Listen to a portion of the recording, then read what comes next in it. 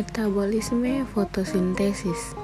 Di dalam metabolisme fotosintesis terdapat sistem transport elektron.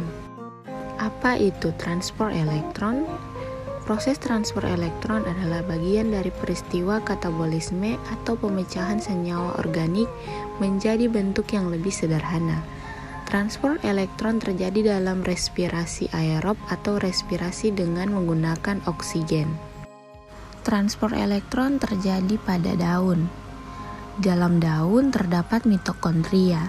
Di dalam mitokondria terdapat krista. Jika kita perbesar, krista seperti pada gambar di atas.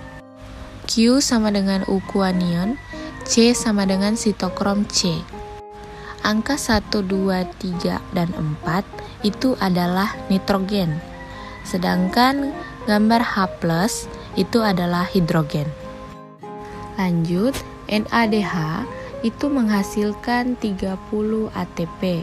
1 hidrogen sama dengan 1 ATP, 1 NADH sama dengan 3 hidrogen, 1 NADH sama dengan 3 ATP. Jika dijumlahkan dengan yang sebelumnya, maka NADH menghasilkan 30 ATP. Lanjut, FADH2 menghasilkan 4 ATP, yaitu 1 FADH2 sama dengan 2 hidrogen, 1 FADH2 sama dengan 2 ATP, jadi 4 ATP. Jadi kesimpulannya, hasil akhir transport elektron adalah 34 ATP dan H2O atau uap air, karena oksigen sebagai eksektor elektron terakhir. Baik, selanjutnya kita masuk pada siklus C3. Siklus C3 juga dikenal sebagai siklus Calvin-Benson, adalah suatu proses dalam fotosintesis di mana tumbuhan menggunakan energi cahaya untuk mengubah karbon dioksida menjadi glukosa. Ini terjadi di kloroplas, terutama di daerah stomata. Dalam siklus ini, molekul CO2 diubah menjadi senyawa organik menggunakan ATP dan NADPH yang dihasilkan selama tahap cahaya terang fotosintesis. Ini adalah langkah penting dalam menjaga sumber daya karbon dan energi bagi kehidupan di bumi. Selanjutnya adalah ciri-ciri tanaman C3. Tanaman C3 memiliki ciri-ciri sebagai berikut. Yang pertama, sel-sel udang tanaman C3 berukuran kecil dibandingkan dengan tanaman C4 atau CAM, namun jumlahnya cukup banyak. Yang kedua, CO2 difiksasi rubisco asiklus Calvin, atau dalam mesofil, rubisco merupakan enzim yang membantu fiksasi CO2 atau fosfogliserat. Yang ketiga, rubisco daya ikat lebih rendah. Yang keempat, adaptasi panas dan lembab menyesuaikan diri tanaman C3 pada keadaan yang cukup panas dan lembab dibandingkan dengan tanaman CAM atau C4 yang lebih mampu beradaptasi pada lingkungan panas. Yang kelima, laju fotosintesis lebih rendah disebabkan karena dalam proses fiksasi tanaman C3 tidak menggunakan banyak energi. Selanjutnya adalah proses fotosintesis. Yang pertama adalah penangkapan cahaya. Cahaya matahari diserap oleh pigmen fotosintesis seperti klorofil di dalam kloroplasma. Yang kedua, tahap terang atau reaksi terang. Energi cahaya digunakan untuk memisahkan molekul air menjadi oksigen, proton atau H+, dan elektron di dalam membran tilakoid.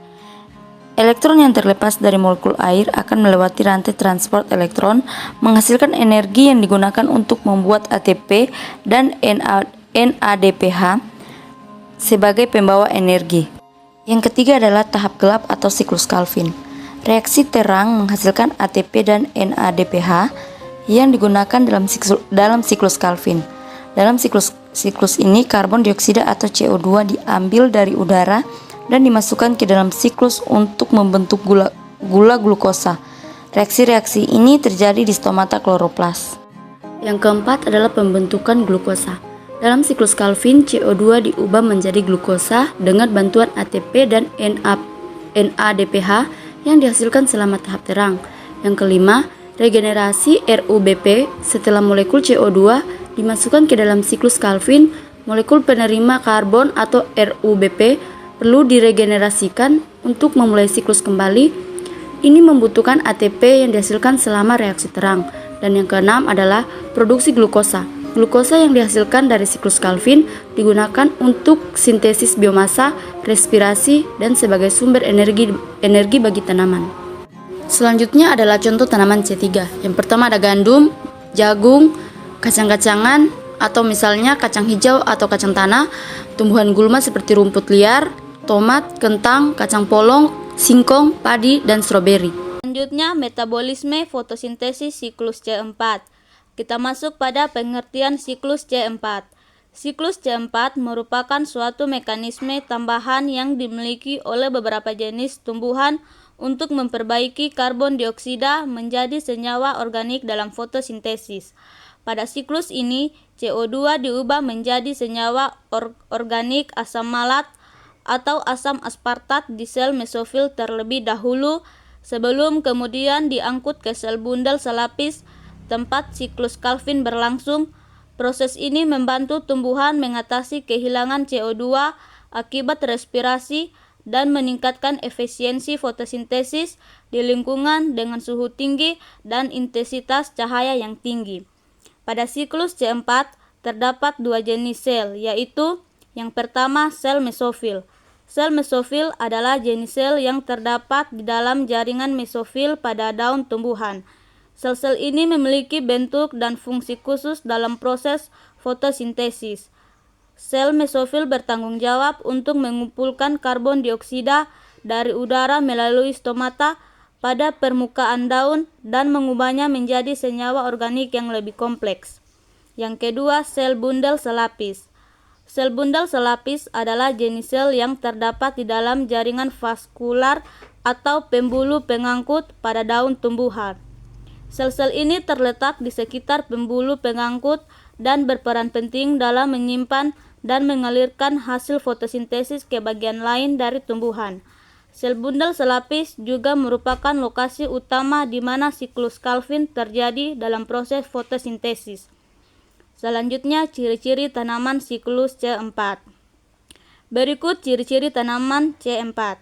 Yang pertama, mereka memiliki anatomi daun yang disesuaikan untuk meningkatkan efisiensi fotosintesis seperti adanya sel-sel mesobundel dan sel-sel mesofil periskilel.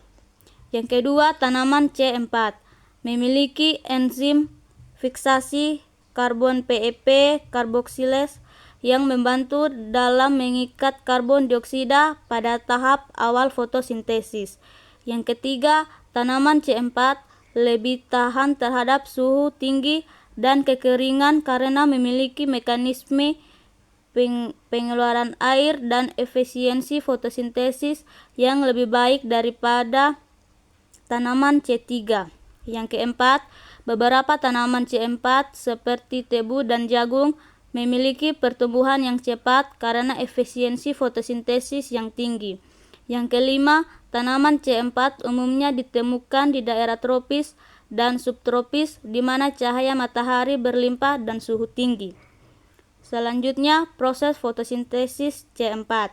Yang pertama, karbon dioksida diambil oleh enzim PEP karboksilase dalam sel mesofil. Karbon dioksida diubah menjadi senyawa 4 karbon yang disebut asam oksalosetat.